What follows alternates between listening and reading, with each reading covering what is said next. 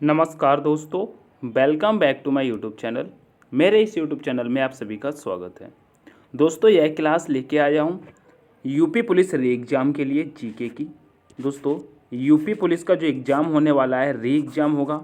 यह पहले पहले यह एग्ज़ाम कैंसिल करा दिया गया था दोस्तों, अब यह दोबारा होगा, ठीक है, जिसकी एग्ज़ाम डेट कंफर्म कर दी गई है। तो दोस्तों, उसी को पैटर्न में रखते हुए यह यूपी पुलिस के लिए स्पेशल क्लास जीके की है, ठीक है। अगर आप उत्तर प्रदेश पुलिस री एग्ज़ाम की तैयारी करते हैं, यूपीएसआई वाले भी इसे ले सकते हैं, ठीक है। यूपीएसआई वैसे तो कोई भी कॉम्पिटेटिव एग्जाम वाला जीके के लिए इस क्लास को ले सकता है, लेकिन जो यूपी पुलिस री एग्ज़ाम की तैयारी करते हैं वही इस क्लास को बिल्कुल भी मिस ना करें। एक एक प्रश्न आपके एग्जाम के पैटर्न पर रहने वाला है, जिसको देखते हुए यह क्लास लेके आया हूँ, ठीक है। स्टार्ट करते हैं पहले प्रश्न से। एक एक प्रश्न आपको देखना है। स्टार्ट करेंगे, देखते हैं। कह रहा है, नेशनल स्टॉक एक्सचेंज की स्थापना के लिए किस समिति द्वारा अनुशंसा की गई थी? बताइए, नेशनल स्टॉक एक्सचेंज की स्थापना के लिए किस समिति द्वारा अनुशंसा की गई थी? आपके चार ऑप्शन है मेरे प्यारे साथियों। ML झिंगल समिति, फेरवानी समिति, अरविंद मायाराम समिति, या दोस्तों YV रेड्डी समिति। इसका राइट आंसर क्या हो जाएगा? तो कहेंगे दोस्तों यह फेरवानी समिति थी। कौन सी थी दोस्तों? फेरवानी समिति थी। ऑप्शन नंबर बी आपका यहाँ पर करेक्ट होता है। नेक्स्ट प्रश्न देखेंगे। नेक्स्ट प्रश्न कह रहा है, फेरा यानी कि FERA शब्द का पूर्ण रूप क्या है? फेरा की मेरे प्यारे साथियों फुल फॉर्म पूछ रहा है, तो बताएंगे real estate authority, real estate review authority, real estate redevelopment authority, या दोस्तों रियल एस्टेट रेगुलेटरी अथॉरिटी। बताएंगे इसमें से आपका राइट आंसर क्या हो जाएगा प्रश्न नंबर दूसरे का? तो कहेंगे रियल एस्टेट रेगुलेटरी अथॉरिटी इसका पूर्ण रूप होता है। ऑप्शन नंबर डी आपका यहाँ पर करेक्ट होगा। नेक्स्ट प्रश्न देखेंगे। नेक्स्ट प्रश्न कहता है दोस्तों, 1950 में सर्वोदय योजना का मसौदा किसने तैयार किया था? बताइए, 1950 में सर्वोदय योजना का मसौदा किसने तैयार किया था? JRD टाटा ने, JP नारायण ने, KC नियोगी ने, या दोस्तों MN रॉय ने। बताइए, प्रश्न नंबर तीसरे का राइट आंसर क्या हो जाएगा? तो कहेंगे यह मसौदा JP नारायण ने तैयार किया था। किसने किया था? JP नारायण ने। ऑप्शन नंबर बी आपका एकदम करेक्ट होता है, ठीक है। नेक्स्ट प्रश्न कहता है मेरे प्यारे साथियों, कह रहा है आयकर एक डैश है। बताइए आयकर क्या है? और प्रश्न नंबर चौथे का आंसर करेंगे। आयकर क्या है? वृत्ति कर है, प्रत्यक्ष कर है, सेवा कर है, दोस्तों अप्रत्यक्ष कर है। बताने की कोशिश करेंगे, तो यहाँ पर राइट आंसर हो जाएगा, कहेंगे यह प्रत्यक्ष कर है। क्या है? प्रत्यक्ष कर है। ऑप्शन नंबर बी आपका यहाँ पर भी करेक्ट होता है। नेक्स्ट प्रश्न कह रहा है, भारत में निर्यात आयात बैंक की स्थापना कब की गई थी? बताइए, भारत में निर्यात आयात बैंक की स्थापना कब की गई थी? 1981, 1982, 1984, या दोस्तों 1983 में कब की गई थी? प्रश्न नंबर 5 का आंसर करेंगे, तो कहेंगे निर्यात आयात की बात कर रहे हैं मेरे प्यारे साथियों, यह 1982 में की गई थी, ठीक है। तो ऑप्शन नंबर बी आपका यहाँ पर भी करेक्ट होता है। प्रश्न नंबर 5 का बी करेक्ट होगा। प्रश्न नंबर 6 देखेंगे। प्रश्न नंबर 6 कहता है, भारत में प्रथम निर्यात प्रसंस्करण क्षेत्र कौन सा था? बताइए, भारत में प्रथम निर्यात प्रसंस्करण क्षेत्र कौन सा था? बताएंगे कांडला बंदरगाह, कोच्चि बंदरगाह, चेन्नई बंदरगाह, या दोस्तों मुंबई बंदरगाह। प्रश्न नंबर 6 का आंसर करेंगे। यहाँ पर राइट आंसर क्या हो जाएगा? तो कहेंगे जो प्रथम निर्यात प्रसंस्करण की क्षेत्र की बात कर रहा है, तो यह कांडला बंदरगाह आपका करेक्ट हो जाता है, ठीक है। ऑप्शन नंबर ए आपका यहाँ पर करेक्ट होगा। नेक्स्ट प्रश्न कहता है, FDI सुधार और इसकी परिभाषाओं के नियुक्तिकरण के लिए निम्न में से कौन सी समिति का गठन किया गया था? दोस्तों, नियुक्तिकरण के लिए कौन सी समिति का गठन किया गया था? FDI सुधार की, ठीक है। तो यहाँ पर बताइए गाडगिल समिति, बिमल जालान समिति, मायाराम समिति, दोस्तों मायाराम समिति, या दोस्तों अशोक दलवाई समिति। बताने की कोशिश करेंगे। प्रश्न नंबर 7 का आंसर क्या होगा? बताएंगे प्रश्न नंबर 7 का आंसर क्या होगा? बताइए, 4 ऑप्शन है आपके, सभी बच्चों का राइट आंसर आना चाहिए। तो कहेंगे यह मायाराम समिति के द्वारा हुआ था, ठीक है। ऑप्शन नंबर सी आपका यहाँ पर करेक्ट होता है। नेक्स्ट प्रश्न नेक्स्ट प्रश्न कह रहा है जनवरी 1970 में शुरू किए गए ऑपरेशन फ्लड से कौन सी क्रांति संबंधित थी? बताइए। जनवरी 1970 में शुरू किए गए ऑपरेशन फ्लड से कौन सी क्रांति संबंधित थी? बताइए। भूरी क्रांति, स्वर्ण क्रांति, श्वेत क्रांति या दोस्तों हरित क्रांति? बताने की कोशिश करेंगे। प्रश्न नंबर 8 का तो कहेंगे यह श्वेत क्रांति थी। ठीक है, कौन सी? श्वेत क्रांति थी, ऑपरेशन फ्लड। ठीक है, श्वेत क्रांति थी। प्रश्न नंबर 8 का सी करेक्ट होगा। नेक्स्ट प्रश्न कहता है भारतीय खाद्य निगम डैश के अधीन कार्य करता है? बताइए। भारतीय खाद्य निगम किसके अधीन काम करता है? बताएंगे। उर्वरक और रसायन मंत्रालय के, उपभोक्ता मामले, खाद्य और सार्वजनिक वितरण मंत्रालय, कृषि मंत्रालय या फिर दोस्तों स्वास्थ्य और परिवार कल्याण मंत्रालय के अधीन? बताइए। तो यहाँ पर राइट आंसर होता है दोस्तों ऑप्शन नंबर बी, उपभोक्ता मामले, खाद्य और सार्वजनिक वितरण मंत्रालय के अंतर्गत दोस्तों भारतीय खाद्य निगम कार्य करता है। ठीक है, ऑप्शन नंबर बी करेक्ट होगा। नेक्स्ट प्रश्न देखेंगे। नेक्स्ट प्रश्न कह रहा है विदेश व्यापार अधिनियम कब लागू हुआ था? बताइए। विदेश व्यापार अधिनियम कब लागू हुआ था? 1992, 2002, 1982 या दोस्तों 1972? प्रश्न नंबर 10 का आंसर करेंगे तो कहेंगे विदेश व्यापार अधिनियम यह 1992 में लागू हुआ था, यानी कि 1992 में। ठीक है, ऑप्शन नंबर ए करेक्ट होगा। नेक्स्ट प्रश्न कहता है मेरे प्यारे साथियों, कह रहा है गौतम बुद्ध ने सर्वाधिक उपदेश कहाँ दिए थे? बताइए। गौतम बुद्ध ने सर्वाधिक उपदेश कहाँ पर दिए थे? बताइए। कपिलवस्तु में, श्रावस्ती में, सारनाथ में या फिर दोस्तों बोधगया में? बताइए। सारनाथ में दोस्तों पहला उपदेश दिया था। पहला उपदेश की बात करते हैं तो सारनाथ में पहला उपदेश दिया था। ठीक है, याद रखेंगे। बोधगया से बात करते हैं तो दोस्तों यहाँ से ज्ञान की प्राप्ति। ठीक है, किसकी? ज्ञान की प्राप्ति। ठीक है, याद रखेंगे, ज्ञान की प्राप्ति। अब यहाँ पर सर्वाधिक उपदेश की बात कर रहे हैं तो दोस्तों श्रावस्ती आपका करेक्ट आंसर हो जाता है। ऑप्शन नंबर बी करेक्ट होगा। क्या होगा? ऑप्शन नंबर बी आपका करेक्ट होता है। नेक्स्ट प्रश्न कह रहा है पेट्रोलियम निर्यातक देशों का संगठन ओपेक का गठन किया गया था? बताइए। पेट्रोलियम निर्यातक देशों का संगठन ओपेक का गठन किया गया था। बताइए। बगदाद सम्मेलन में, स्टॉकहोम सम्मेलन में, आईसीडी में या दोस्तों यूएनओ में? बताने की कोशिश करेंगे। प्रश्न नंबर 12 का तो यहाँ पर कहेंगे यह बगदाद सम्मेलन में हुआ था। ठीक है, ऑप्शन नंबर ए करेक्ट होगा। ठीक है, ऑप्शन नंबर ए 12 का सही होगा। नेक्स्ट प्रश्न कहता है निम्नलिखित में से कौन सा प्राथमिक क्षेत्र का एक उदाहरण है? बताइए। निम्नलिखित में से कौन सा प्राथमिक क्षेत्र का एक उदाहरण है? परिवहन, दुग्धालय, जूते का कारखाना या दोस्तों बैंक? प्रश्न नंबर 13 का आंसर करेंगे तो कहेंगे दुग्धालय, यानी कि दूध। ठीक है, ऑप्शन नंबर बी की करेक्ट होगा। नेक्स्ट प्रश्न कहता है आयकर की गणना डैश के आधार पर की जाती है? बताइए। आयकर की गणना किसके आधार पर की जाती है? बताइए। वार्षिक, मासिक, त्रैमासिक या दोस्तों साप्ताहिक? बताने की कोशिश करेंगे।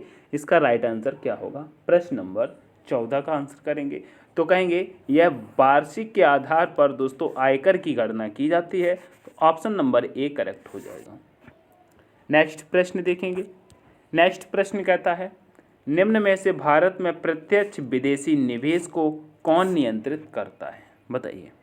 निम्न में से भारत में प्रत्यक्ष विदेशी निवेश को कौन नियंत्रित करता है?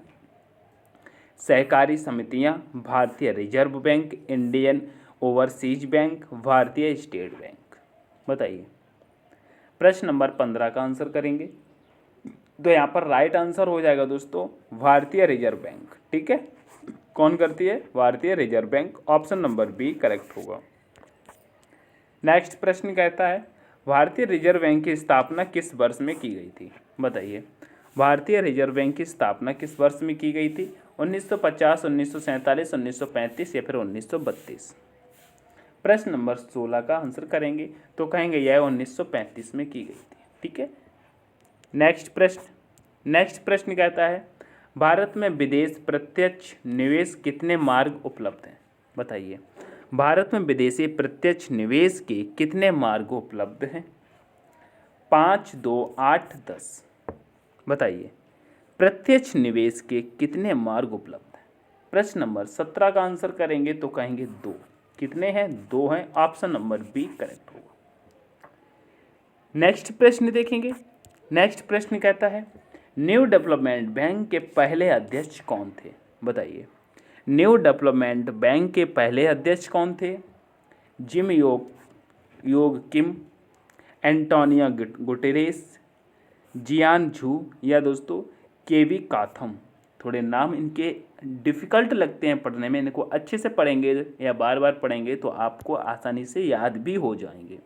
तो प्रश्न नंबर 18 का आंसर करेंगे न्यू डेवलपमेंट बैंक के पहले अध्यक्ष कौन थे? 4 ऑप्शन आपके सामने है, आपको राइट आंसर चूज करना है।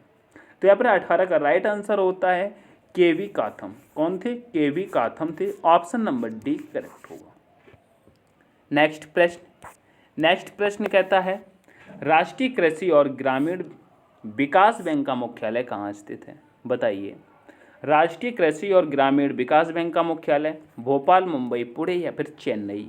4 ऑप्शन में तो राइट का आंसर करेंगे तो कहेंगे यहाँ पर राष्ट्रीय कृषि और ग्रामीण विकास बैंक की बात कर रहा है। प्रश्न नंबर 19 का तो कहेंगे मुंबई। ठीक है, क्या हो जाएगा? मुंबई आपका करेक्ट आंसर बी हो जाएगा। नेक्स्ट प्रश्न कहता है उत्तर प्रदेश में पान अनुसंधान संस्थान कहाँ स्थित है? बताइए उत्तर प्रदेश में पान अनुसंधान संस्थान कहाँ स्थित है? आपके 4 ऑप्शन आपके सामने हैं जालौन, ललितपुर, झांसी, महोबा। तो कहेंगे पान खा करके क्या होता है? पान खा करके हमारा मुंह हो जाता है लाल। क्या हो जाता है? मुंहवा लाल। ठीक है, तो यानी कि हमारा मुंह लाल यानी कि महोबा। कहाँ पर? ऑप्शन नंबर डी करेक्ट हो जाएगा। ठीक, नेक्स्ट प्रश्न देखेंगे। नेक्स्ट प्रश्न कहता है किसानों के लिए किस राज्य में राइथु बंधु योजना शुरू की गई थी? बताइए किसानों के लिए किस राज्य में राइथु बंधु योजना शुरू की गई थी? उड़ीसा, मध्य प्रदेश, तेलंगाना, बिहार। प्रश्न नंबर 21 का आंसर करेंगे तो कहेंगे यस तेलंगाना आपका करेक्ट आंसर हो जाएगा। नेक्स्ट प्रश्न कहता है भारत में थोक मूल्य सूचकांक निम्न में से किसके द्वारा जारी किया जाता है? बताइए भारत में थोक मूल्य सूचकांक निम्न में से किसके द्वारा जारी किया जाता है? केंद्रीय सांख्यिकी संगठन, भारतीय रिजर्व बैंक, वित्त मंत्रालय या दोस्तों आर्थिक सलाहकार के कार्यालय।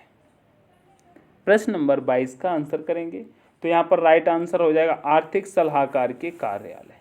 ऑप्शन नंबर डी करेक्ट होता है। नेक्स्ट प्रश्न देखेंगे। नेक्स्ट प्रश्न कहता है निम्न में से किस देश का पुराना नाम अबिसिनिया था? बताइए निम्न में से किस देश का पुराना नाम अबिसिनिया था? Italy, Germany, Japan, Ethiopia. दोस्तों इस प्रश्न में मैं आपको कोई जानकारी देना चाहता हूं तो आप लोग अच्छे से देखना।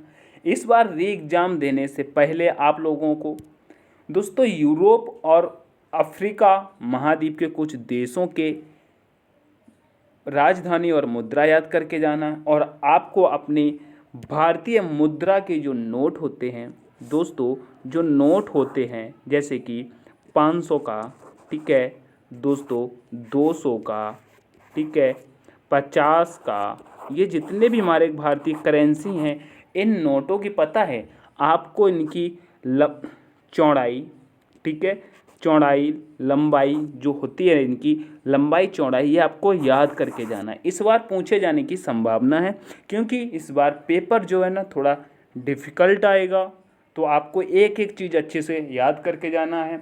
राजधानियाँ भी याद करनी है आपको, मुद्रा याद करने आएंगे। और मैं ये आपको बता रहा हूँ ये नोट जो वगैरह होते हैं ना ये कोई क्लास में पढ़ाने वाली चीज़ नहीं है। आपके पास नोट रहता है, आप उस नोट को निकालिए और मोबाइल में खुद सर्च करके इसके बारे में पता कर सकते हैं। ठीक है, तो ये नॉर्मल जानकारी आपको याद करके जाना है। मंदिर वगैरह भी आपको पढ़ लेने हैं। ठीक, तो इसका प्रश्न नंबर 23 का आंसर करेंगे निम्न में से किस देश का पुराना नाम अबिसिनिया था? Italy, Germany, Japan, Ethiopia. तो यहाँ पर राइट आंसर आपका हो जाता है प्रश्न नंबर 23 का, तो कहेंगे इथियोपिया का पुराना नाम दोस्तों अबिसिनिया था। नेक्स्ट प्रश्न कहता है किस महाद्वीप को श्वेत महाद्वीप के नाम से जाना जाता है? Asia, Africa, Australia, Antarctica. बताइए।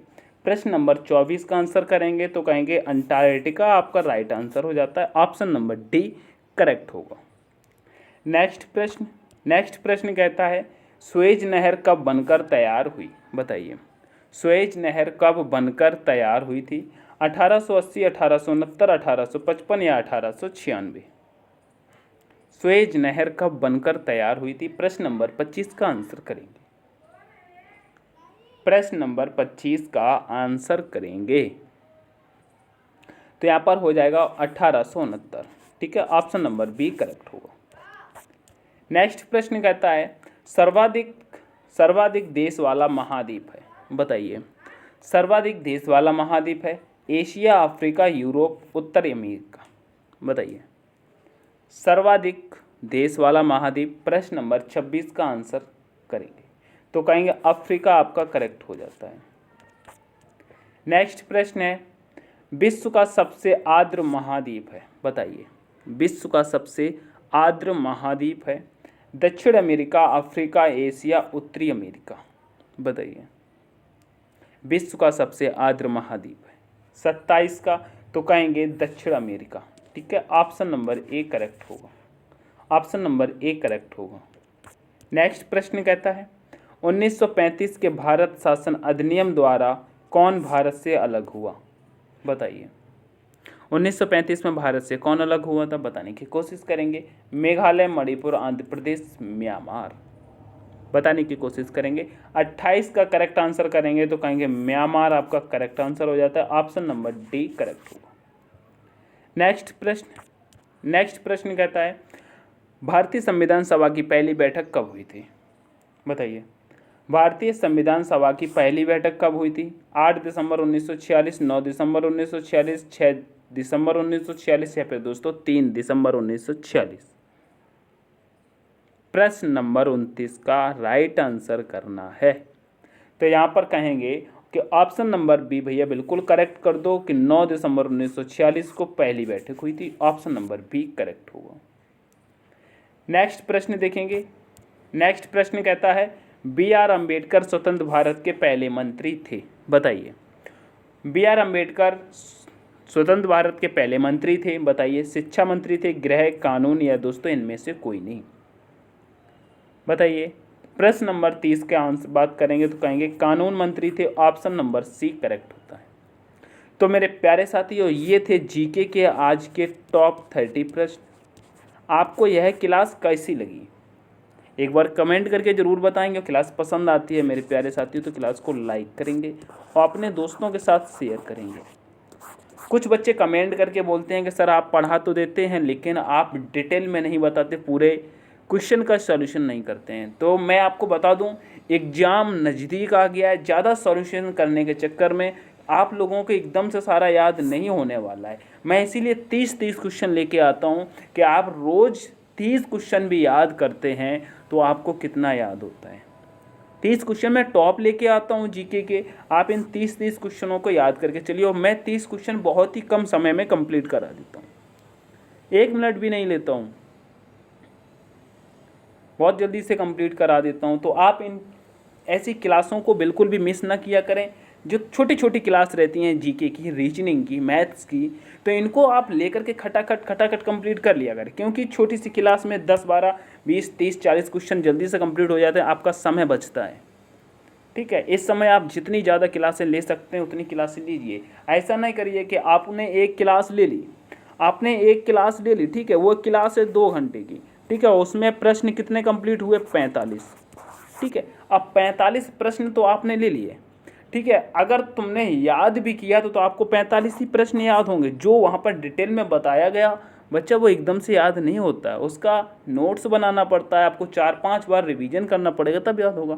लेकिन अभी इतना टाइम नहीं है, आप 20 क्वेश्चन याद करो, एक क्लास से 20 क्वेश्चन याद करो और क्लासें 6 ले लो, क्लास 6 ले लो तो 6 दूनी 12, 120 क्वेश्चन याद होते हैं।